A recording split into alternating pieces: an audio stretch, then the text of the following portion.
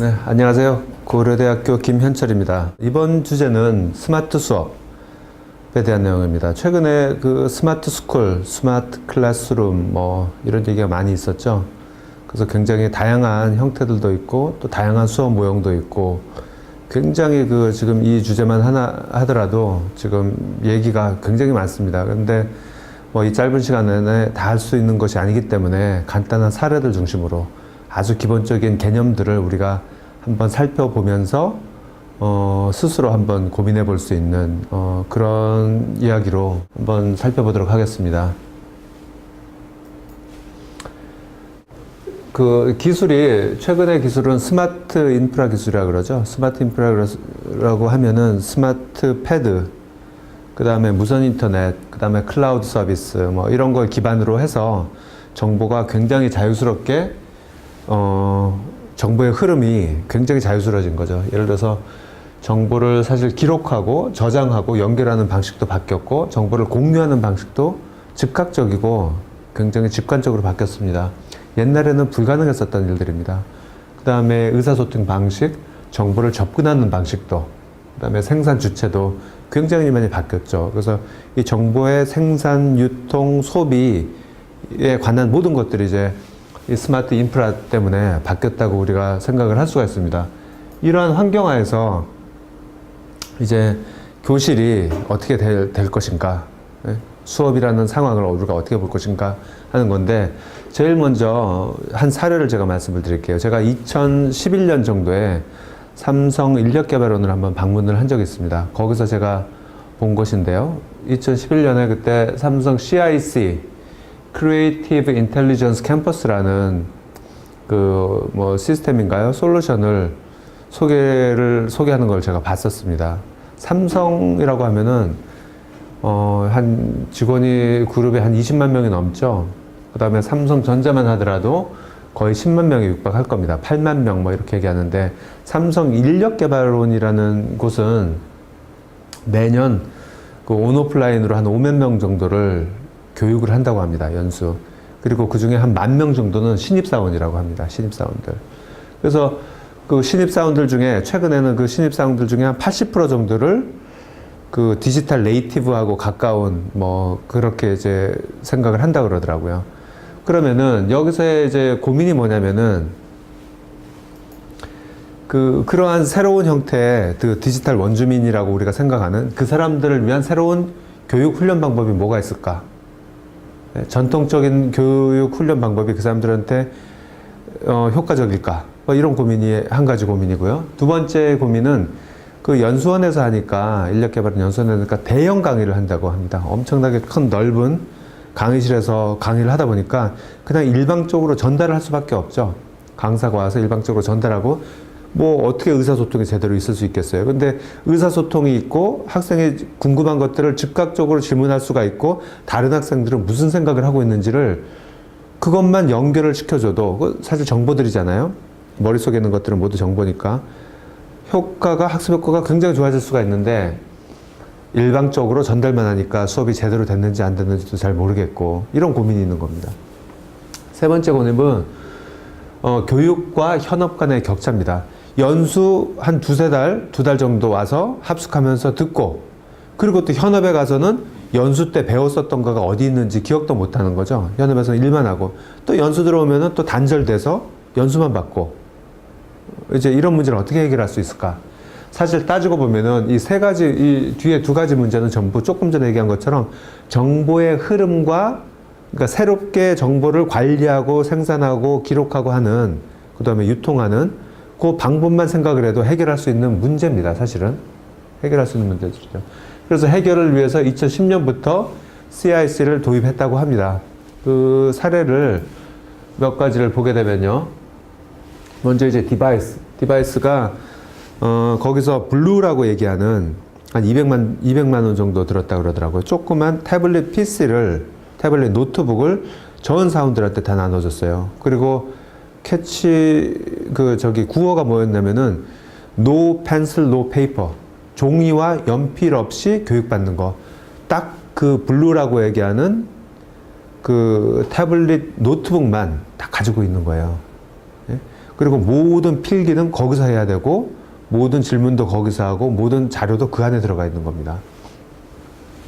그 다음에 인프라는 말씀드렸고 솔루션들이 있는데 자 그렇게 한번 봅시다. 그러면은 내가 그 연수를 들어갔는데 그 태블릿만 가지고 들어가는 거예요. 그러면은 그날 수업 들을 내용이 그 안에 이미 다 들어와 있습니다. 교재가 이미 들어와 있죠.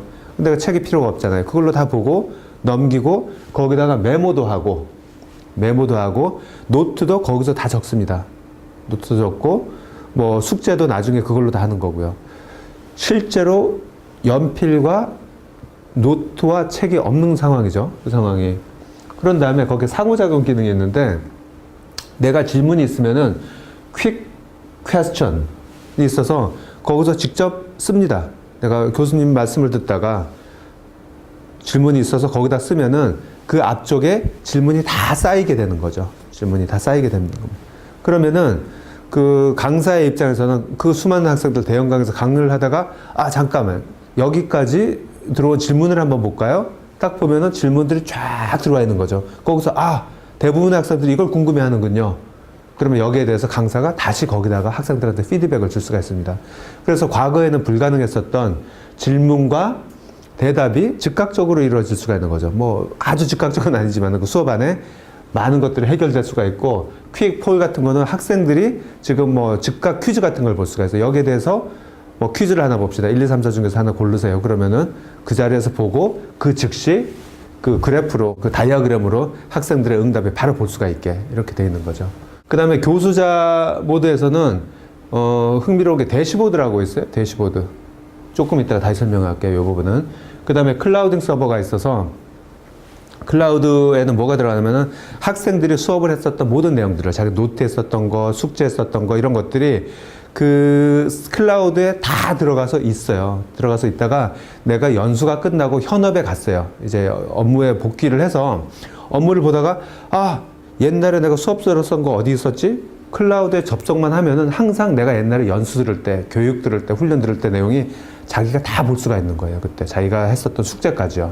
그 다음에 교수님 말씀했었던 거지, 교재까지 다 들어가 있는 거예요. 그래서 현업과 그러니까 단절되지 않고 항상 접근 가능하게 이렇게 만들었다는 거죠. 클라우드가.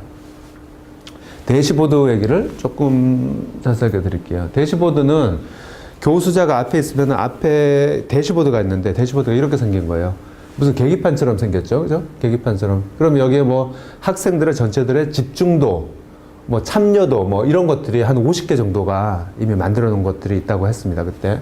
그래서 예를 들어서 집중도라 그러면은 빨강, 노랑, 파랑. 집중도가 전체가 높으면은 파랑, 낮으면은 빨강. 이렇게 해서 집중도가 낮다 하면은 교수자가 다른 피드백이나 아니면은 수업을 환기시키거나 여러 가지 방법을 진행을 할 수가 있겠죠. 그러면은 이 대시보드는 어떻게 실시간으로 전체 뭐 한 3, 400명의 집중도를 알 수가 있을까요?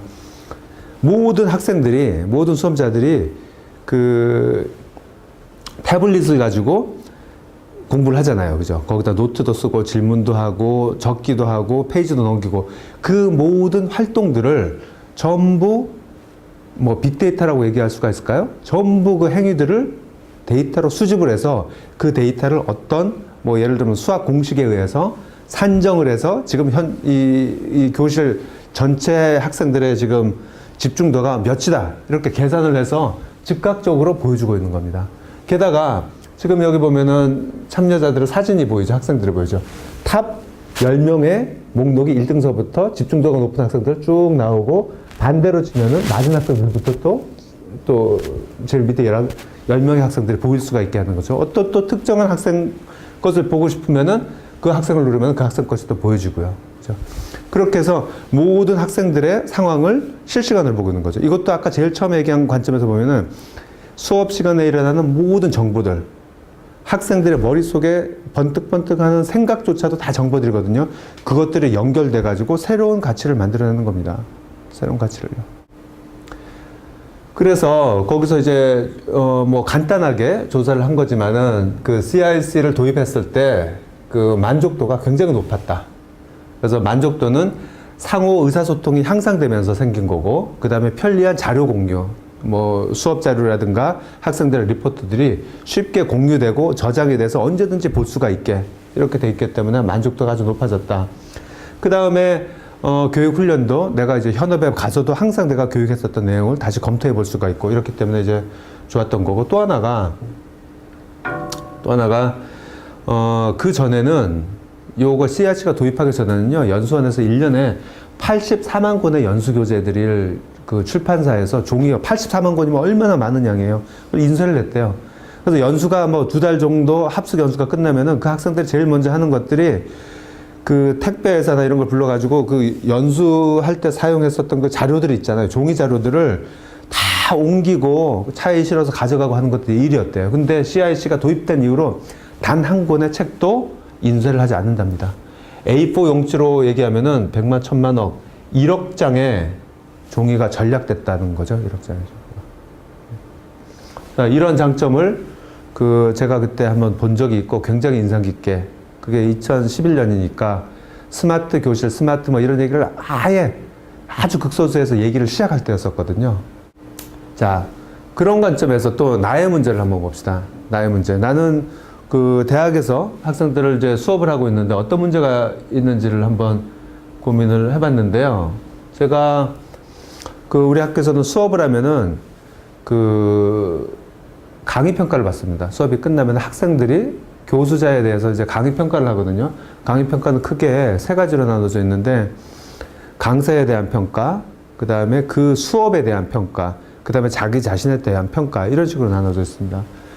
보시면은 대부분이 5점 만점에서 뭐 4.38, 4.2 비교적 높아요. 높은데 딱 2개가 2.79, 3.44. 그 전과 그 후는 전부 4.2 이렇게 돼 있는데요. 굉장히 낮게 나온 게 딱 2개가 있었어요. 그래서 2개의 내용을 보면은 뭐냐면은, 나는 이 과목을 매주 예습 복습하였다. 그게 2.79예요. 자기 자신에 대한 평가죠. 그 다음은 나는 질문과 발표를 통하여 이 수업에 적극적으로 참여하였다. 예? 수업 시간에 질문도 안 하고 답변도 안 하고 별로 적극적이지 않고 수동적으로만 앉아 있었다는 거죠. 그죠? 그래서 이것이 학생들의 잘못인가? 학생들의 잘못이 아니에요. 제가 생각해 볼 때는 교수자가 학생들이 수업에 참여할 수 있도록, 더 많은 질문을 할 수 있도록 도와주지 못한 거죠. 도와주지 못한 이유는 있어요. 사실요.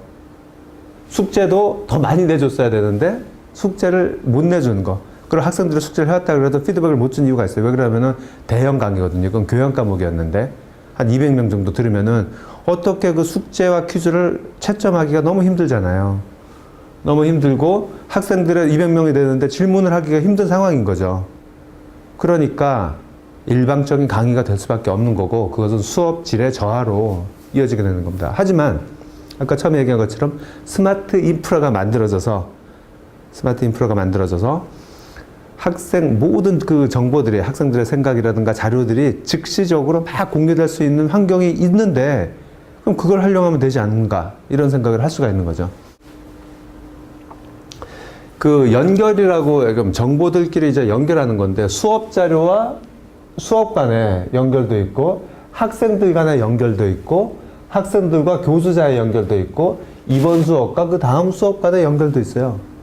그죠?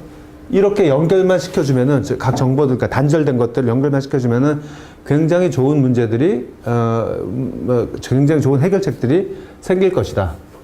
그래서 제가 뭐, 여러 가지를 사용을 했는데요. 뭐, 예를 들어서 클리커를 사용해가지고, 수업 시간에 교수자와 학생들 간에 즉각적인 정보 통로를 이제 만들기도 했고요. 또 하나는 트위터도 한번 사용을 해봤는데요. 그러면은 이번 수업과 수업 간의 연결을 하기 위해서 그렇게 했습니다. 예를 들어서 이번 수업이 끝나고 수업 끝나는 종이 치면 학생들이 이제 나가면서 이 수업에 대해서 잊어버리는 거거든요. 그 다음 시간 수업 시작할 때까지는 예습도 안 하고 복습도 안 하게 돼 있으니까, 그죠? 이따가 그 다음 시간에 뭐 일주일 후에 수업 시간에 들어와 보면 그때 또 지난번 거하고 스스로 연결하는 거죠. 지난번에 이거 배웠지? 오늘 이거 배우는구나. 이렇게요. 근데 만약에 트위터나 페이스북을 통해 가지고 중간에 계속 학생들에게 오늘 수업을 뭘 했는데 여러분들 같이 한번 생각해 봅시다. 다음 수업 시간에는 이걸 할 건데 우리 한번 여러분들도 미리 생각해 볼래요? 아니면은 지난번 수업 시간에 했었던 내용이 내가 오늘 버스를 타고 가다 이런 사례를 봤는데 그거하고 해당되겠네요. 이런 얘기를 계속 중간에다가 뿌려주면은, 그러면은 그 학생은 그 수업이 자연스럽게 계속 연결되는 하나의 맥락을 가질 수가 있게 되는 겁니다. 여러 가지 방법을 고민을 해봤습니다. 그래서 다시 얘기하지만은 여러 가지 그 정보의 생산, 소통, 단위가 무엇인지를 보고 그들이 간에 어떻게 연결시켜가지고 어떻게 그 새로운 교육적 가치를 만들어낼 건가 하는 거가 이제 우리가 고민해야 되는 거죠. 그래서 제가 그 지난 다른 수업 시간에도 나왔었던 것들인데요. 탑 100 툴스가 있어요. 툴스라는 사이트가 있는데 교사들이 수업 시간에 최근에 가장 많이 사용하는 도구들 뭐 이런 것들을 설문조사를 해가지고 매년 발표하는 것들이 있거든요. 근데 그걸 보면은 뭐 굉장히 많은 것들이 있죠. 뭐 트위터, 페이스북부터 시작해가지고 뭐 구글 닥스부터 시작해서 굉장히 많은 것들이 있어요. 근데 그것들의 최근에 2013년, 2012년에 공통점들이 뭐냐면은 전부 공유하는 것들이에요. 자료들을 공유하고 개방하고 협업하고, 네? 그 다음에 스마트 환경을 기반으로 하고 이런 것들이 커다란 특징으로 나타나 있거든요. 그래서 수업의 어떤 트렌드를 보게 되면은 수업에서 발생하는 정보들, 수업에 연관된 정보들을 연결하는 쪽으로 가고 있구나. 그렇게 하면서 굉장히 많은 효과를 보고 있구나. 그래서 제가 뭐 몇 가지 간단하게 한번 생각을 해서 해본 건데, 교실에서의 즉각적인 의사소통, 학생들과 그 다음에 그 과정을 통해서 다른 학생들 간의 연결, 그 다음에 교실에서의 즉각적인 생각 공유. 학생들은 즉각적 피드백에, 인스턴트 피드백에 굉장히 익숙해져 있거든요. 수업 시간에 이런 거예요. 여러분들도 생각해 보세요. 저도 그렇거든요. 수업 시간에 선생님 말씀을 이렇게 듣고 있는데, 선생님 저 말씀이 맞나? 저게, 나는 갑자기 이 생각 떠오르는데 저게 해당하는 건가? 이렇게 생각이 갑자기 이렇게 퍼뜩 떠오르잖아요. 떠올랐을 때 누가 얘기해 줬으면 좋겠는 거예요. 그때 누가 얘기해 주면은 얼마나 학습 효과가 높겠어요. 그죠? 혹은, 선생님 저렇게 말씀하시는데 내가, 난 이렇게 생각하는데 다른 애들은 어떻게 생각하지? 근데 다른 애들 얼굴만 봐서는 알 수가 없는 거예요. 그냥 나 혼자 생각하고 거기서 끝나버리는 거죠. 궁금한 게 있거나 아니면은 공유하고 싶은데 그거를 못하고 그냥 거기서 단절돼서 혼자 생각만 하고 끝나면은 수업 효과가 얼마나 더 낮겠습니까? 그죠? 그걸 향상시킬 수 있으면 향상시킬 수 있어야죠. 그래서 제가 즉각적 퀴즈라든가 동료평가 같은 것들을 활용을 해서 생각할 때 즉시 다른 학생들의 생각이 뭔지도 알아보게 하고 그런 거를 한번 해봤어요. 그 다음에 수업 내용, 수업이 끝나고 나면은 수업했었던 내용들을 학생들한테 즉각적으로 공유하고 뭐 쉽게 볼 수가 있게 뭐 그렇게 해서 예를 들어서 유튜브라든가 아니면 팟캐스트 같은 거를 이제 활용을 해봤습니다.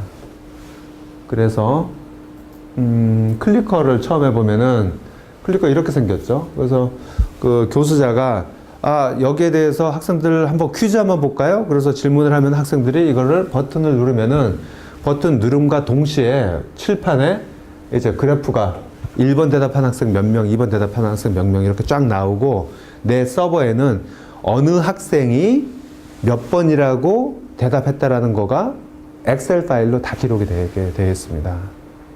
그리고 학생들이 이해했는지 이해 못했는지도 궁금할 때 학생들한테 물어서 그렇게 할 수가 있는 거죠. 그래서 학생들의 지금 수업 진행 상태를 지금 내가 파악하는 데 도움이 되고 혹은 퀴즈도 즉각적으로 거기서 이제 저장을 해서 내가 그 점수 매길 때도 성적에도 반영을 시킬 수가 있습니다.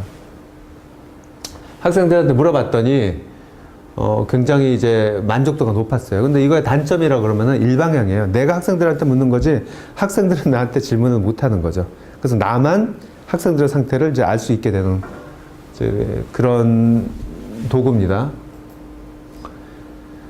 그 다음에 동료평가의 어떤 사례인데요. 이것은 또 다른 우리 강의에서 제가 조금 더 자세하게 얘기할 겁니다. 간단하게만 얘기하면은 제가 한 200명 정도 수업을 교양 강의에서 했는데 학생들의 숙제를 냈는데 숙제를 200명 거를 채점하기가 굉장히 힘들어요. 근데 가만히 요 문제를 가만히 보세요. 학생들과 내가 아까 정보의 관점에서 보면은 내가 학생들한테 숙제를 내고 그럼 학생은 그 숙제에 대해서 생각해서 적어서 나한테 주고 그럼 내가 피드백을 주잖아요. 채점을 해서.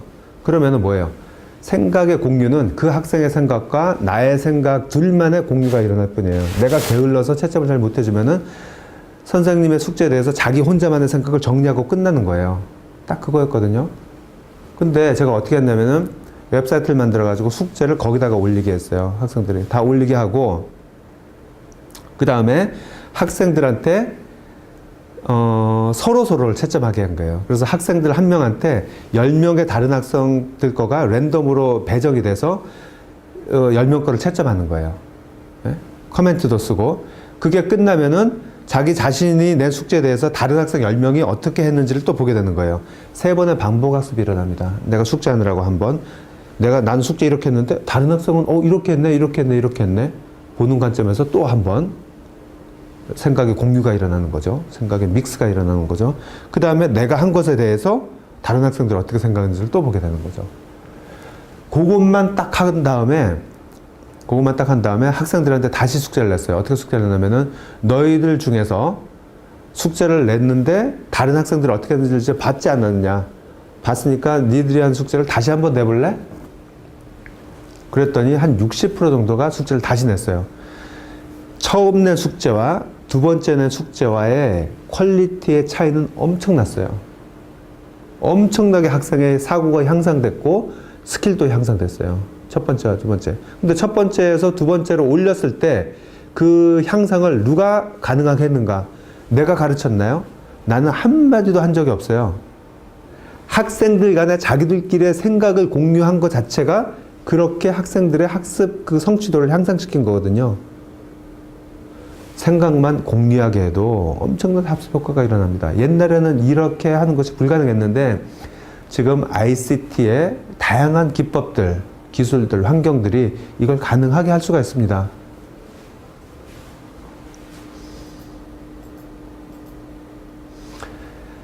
또 하나가 퀴즈.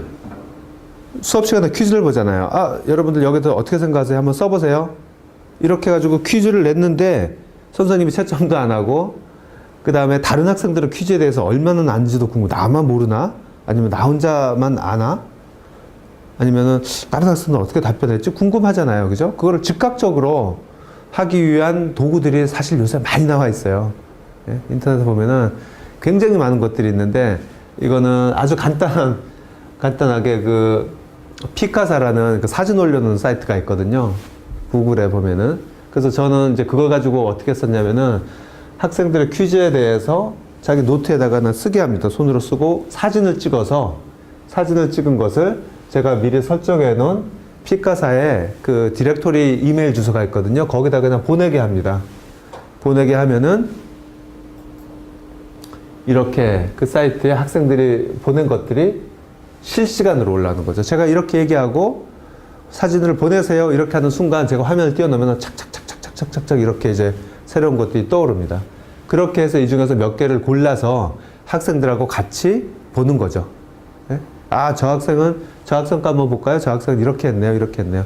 그래서 다른 학생들이 한 것들을 즉각적으로 자기 생각과 다른 학생의 생각을 공유하고 비교해 볼 수가 있게 그렇게 해서 학습 향상이 일어날 수 있게 할 수가 있는 겁니다.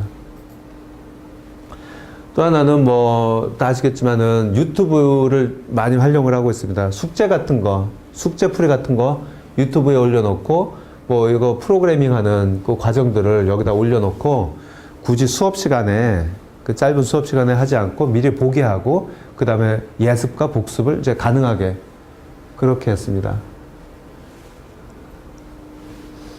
그래서 이런 걸 통해서 우리가 정보의 흐름을 관점에서 새롭게 우리가 설계를 할 수가 있는 거죠. 수업 설계를 하면은 굉장히 이제 교육적 가치를 높일 수 있다. 그래서 그런 거 할 때 다시 한번 설계하는 방법을 보면은 초기에 우리가 가지고 있는 문제가 무엇였는가. 아까 삼성 CRC도 문제가 있었죠. 제 수업에서도 문제가 있었잖아요. 두 가지가. 그걸 해결하기 위해서 무엇을 개방하고 무엇을 공유하고 무엇을 협업하고 무엇을 연결시키면 될 건가. 그 연결시킬 수 있는 방법이 있는가. 우리 도구와 우리 환경에서, 스마트 환경에서 있으면 그거를 가능하게 하는 거죠. 그렇게 해서 무슨 가치가 발생을 했는가. 이런 순서대로 우리가 그 설계를 고민을 해보면 됩니다. 최근에 2013년, 2012년 이럴 때 우리나라에 이제 스마트 교실, 스마트 학교가 처음으로 이제 도입이 됐습니다. 세종시에 처음 도입돼서 그때 이제 한번 가봤는데요. 수업하는 현장들을 가봤는데 수업을 보게 되면은 대충 이렇게 돼 있죠. 미리 말씀을 드리면은 수업이란 거는 수업의 컨텐츠, 교과서도 여기에 되는 거고 수업 자료들, 그 다음에 인프라. 옛날에 인프라면 책상하고 칠판이잖아요. 그죠? 근데 지금은 다양한 스마트 인프라가 있고 이것을 활용한 어떤 수업의 방식, 교수 학생 모형이 있게 되는 거죠. 그래서 그때 2012년의 상황이네요. 보게 되면은 그 인프라는 것이 어떻게 되냐면은 전자칠판, 그 다음에 학생들은 그 스마트 패드, 태블릿 PC, 그 다음에 이 교실에서는 그게 있죠. 무선 인터넷이 있고, 그 다음에 이 교실에서는 그때 솔루션이 있었어요. 이 기기들 간에 정보를 주고받을 수 있는, 그 다음에 전자칠판까지 주고받을 수 있는 그런 어떤 솔루션들이 있었어요. 예. 그렇게 있는 상황이었죠. 2012년에는. 근데 보게 되면은 서책 교과서를 그대로 쓰고 종이 활동지를 그대로 썼어요.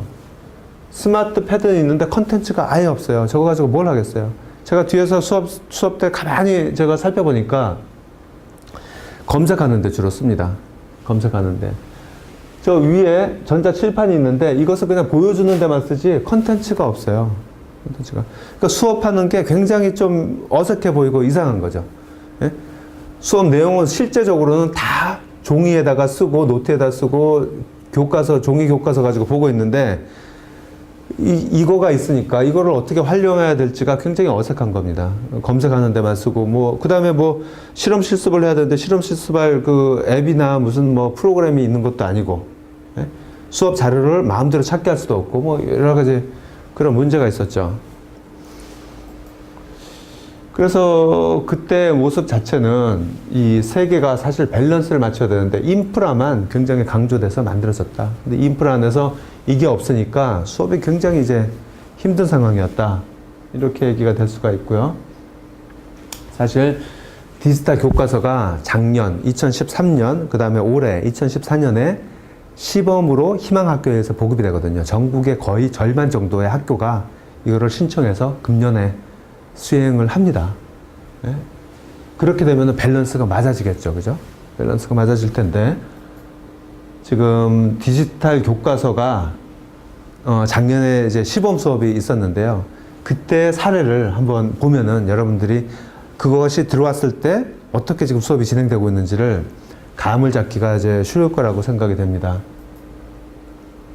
물론, 왜 이제 그거 자체가 이제 어떤 변화를 주고 있냐면은 교과서의 내용은 기본이에요. 교과서 내용은 이제 그 아이패드나 갤럭시나 이런 쪽에 패드에 들어가 있죠. 그죠? 교과서 내용은 들어가 있는데 그 디지털 교과서 자체가 내용뿐만이 아니고 다양한 학습 도구, 공유 도구, 기록 도구를 가지고 있고 굉장히 다양하고 풍부한 멀티미디어 학습 자료들이 안에 들어가 있어요. 그 다음에 체험할 수 있고 시뮬레이션 할 수 있는 그 컨텐츠들이 들어가 있는 거예요. 미리.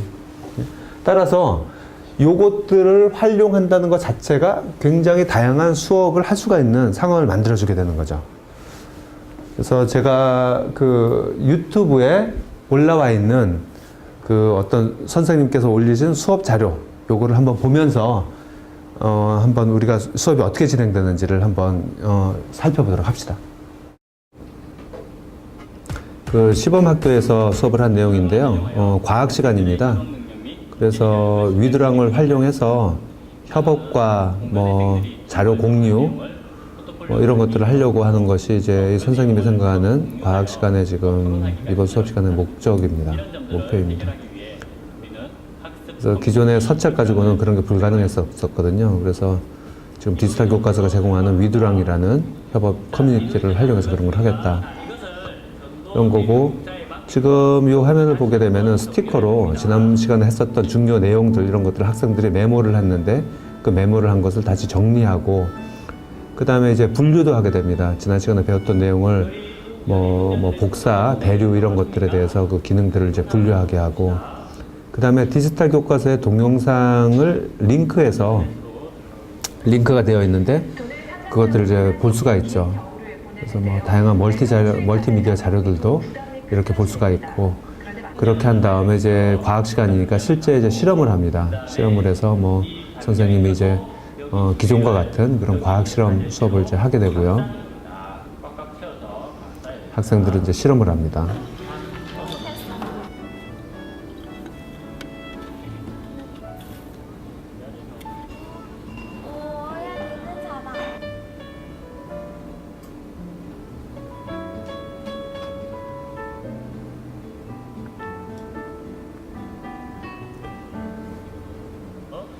그러면 지금 삼각 플러스크를 다시 닫고, 그래서 실험 중간중간에 나오는 어떤 결과들이나 메모한 것들을 즉시 그 태블릿을 이용해 가지고 이제 적죠. 노트를 이제 작성을 합니다. 작성을 하고 또 다시 실험을 하고, 그 실험한 내용을 또 다시 적고요.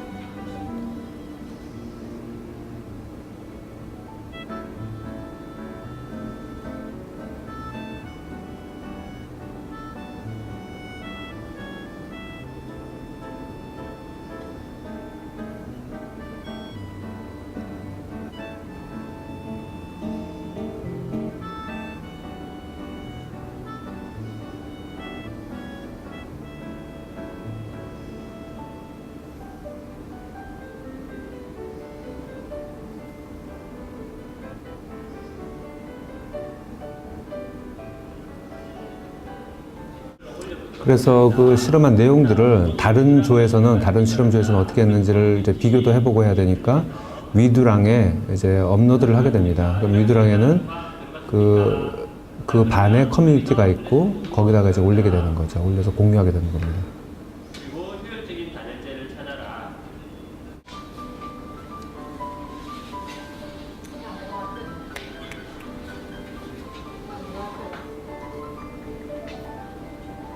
이제 거의 마무리됐으니까 한 5층 정도 하나만.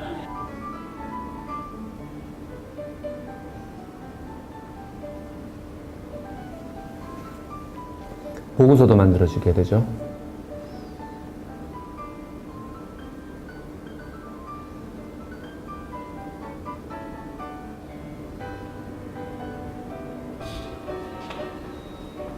그리고 각 조원들이 나와서 발표를 합니다. 자기 한 것들에 대해서 공유하게 되는 거죠, 보고서를. 자, 여기 실험 보고서를 다른 학생들은 어떻게 했는지. 자, 발표를 해주기 바랍니다. 저희 조에서 실험을 할 결과는입니다. 이 실험의 결과는 처음원들이 60.9도로 잡고 실험을 이 실험으로 보아서 선생님이 행성평가로 QR코드를 여기 만들어. 문제도 풀 수가 있고요. 자, 여러분들 그 QR코드 보는 어플 다 있죠? 네. 자, 지금 띄워서 행성평가를 지금 다 풀어볼 수 있도록 합니다.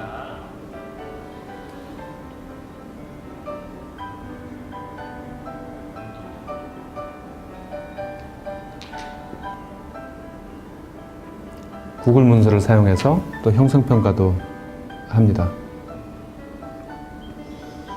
그리고 평가한 내용들은 네, 이제 통계가 즉시 자동 통계가 이루어지게 됩니다. 지금 한번 확인해 보도록 하겠습니다. 자, 먼저 1번 열의 이동 방법 중 냉방기를 위에 달고 난방기를 아래에 다는 이유는 뭐 때문이라고 되어 있습니까? 대류 예, 맞습니다. 여러분들 대류 잘 맞췄네요. 그 다음에 효율적인 단열재는 두께가 얇으면서 열의 이동이 적은 것이다. 맞습니까? 자, 열의 이동이 많아야 효율적인 단열재예요. 열의 이동이 적.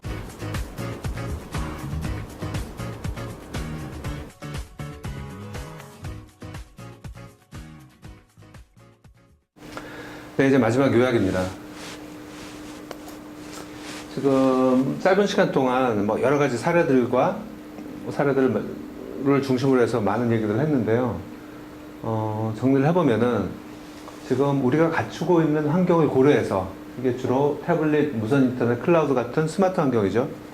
이걸 이용을 해서 지금 현재 수업의 현상, 수업이 가지고 있는 문제, 아니면 내가 추구하는 새로운 수업의 형태, 이런 것들을 정보의 흐름의 관점에서 보고, 네? 정보를 어떻게 생산하고 관리하고 유통하고 이 관점에서 봐서, 왜냐하면은 스마트 환경이라는 것 자체가 정보의 생성, 주고받는 것, 저장, 기록, 관리들을 혁신시키고 있는 것이기 때문에요. 그 관점에서 새롭게 설계하고, 설계는 주로 그런 것들을 서로 연결만 시켜줘도 새로운 설계가 되는 겁니다. 연결을 통한 설계를 통해서 새로운 교육적 가치와 효과를 만들어내는 것. 그렇게 우리가 얘기를 할 수가 있습니다.